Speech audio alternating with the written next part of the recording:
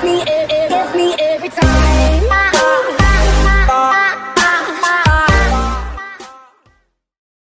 Hi, I'm Jeff Sudbrook, and this is T3 Talk. We're at T3 Performance in Avon, Ohio, and today my guest is former Major League Baseball player, former Major League manager, Joel Skinner.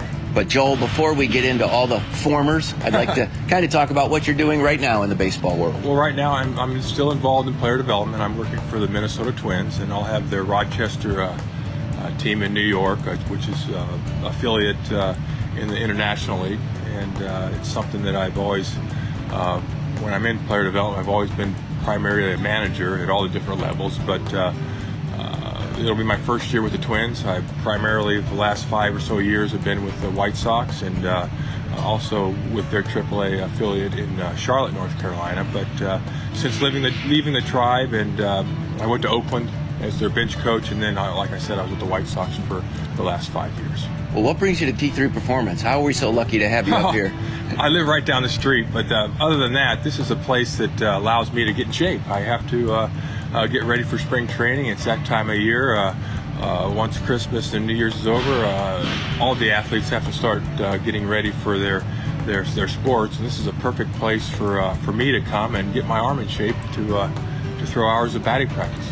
Well, let's go back and talk about Joel Skinner, the young boy in the 60s. And if I'm not mistaken, your father was a Major League Baseball player. Yeah, he was a National Leaguer. He played from 54 to 66, was an all-star left fielder with the Pittsburgh Pirates. They actually, he won 2 World Series, one with the Pirates in 60, the Mazeroski walk-off. And when people ask me about that, I always say I was present but not accounted for. I wasn't quite born yet, but I was there with my mom. But yeah, he had a stellar career in the National League, like I said.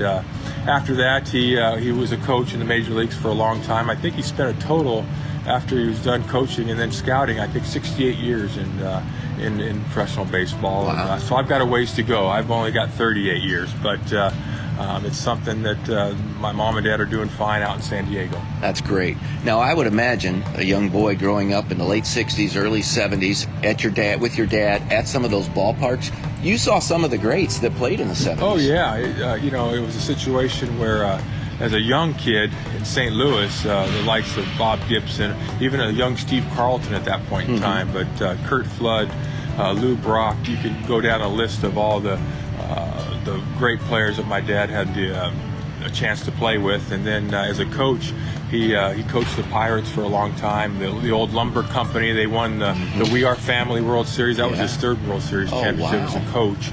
And Willie Stargell, Dave Parker, Al Oliver, all those guys. It was quite an environment for a young. Those were baseball cards we were collecting, but you actually saw those people in person. It was a great situation to be in as an aspiring. I love the game, and it's something that I always kind of feel like I was born into it. And it's to be a second generation major league player is something that I'm proud of. But those years as a young kid were a lot of fun. Yeah.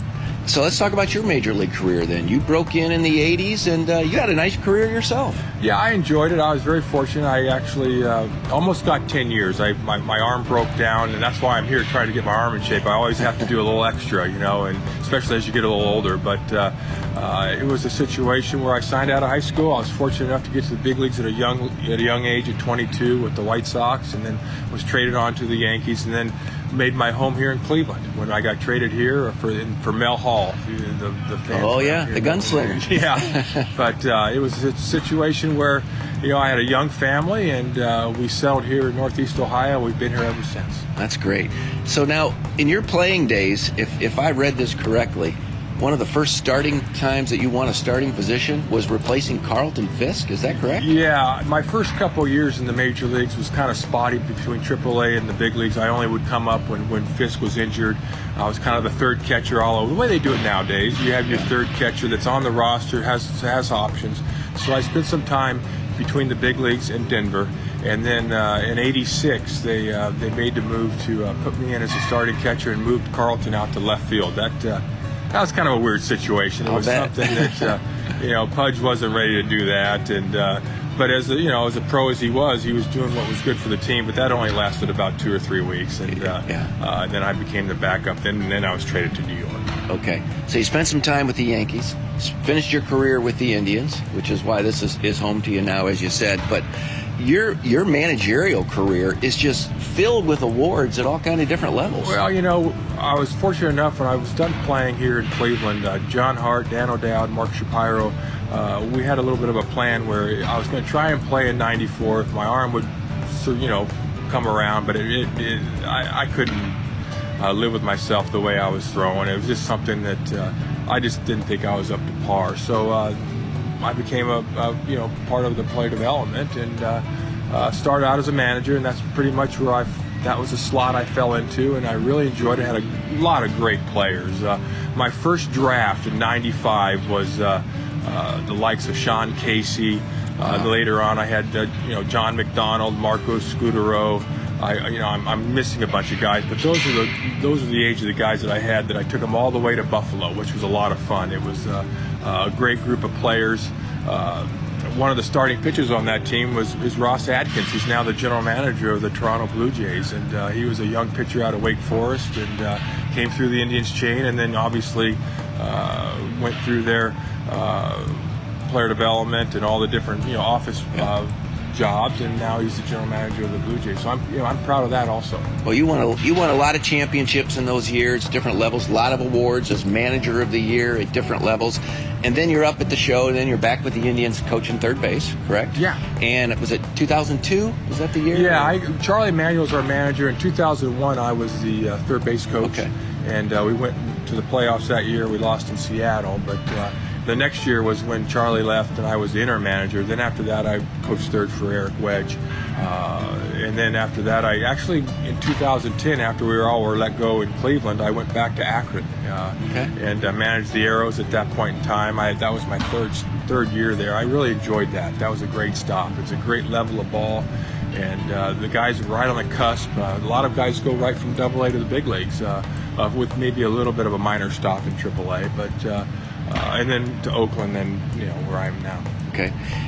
And that year you had that half a year of managing the Indians. You had some big name players on the team. Maybe you didn't get the results the Indians were looking for that year, but if I'm not mistaken, you had Sabathia and Cliff Lee and some big name Indians. That was a transitional year for us. Right around, that's kind of how everything transpired. Right around the All-Star break, a little bit prior to that, was the big trade was the Bartolo Colon trade.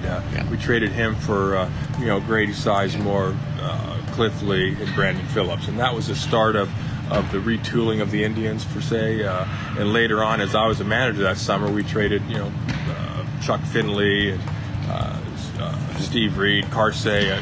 We traded some veteran players, like teams do. Right. And they have to make that evaluation come that time of year, right around the trading deadline, to figure out if they're buyers or sellers. That year, we were selling off our veteran guys to get young talent, and they did a great job.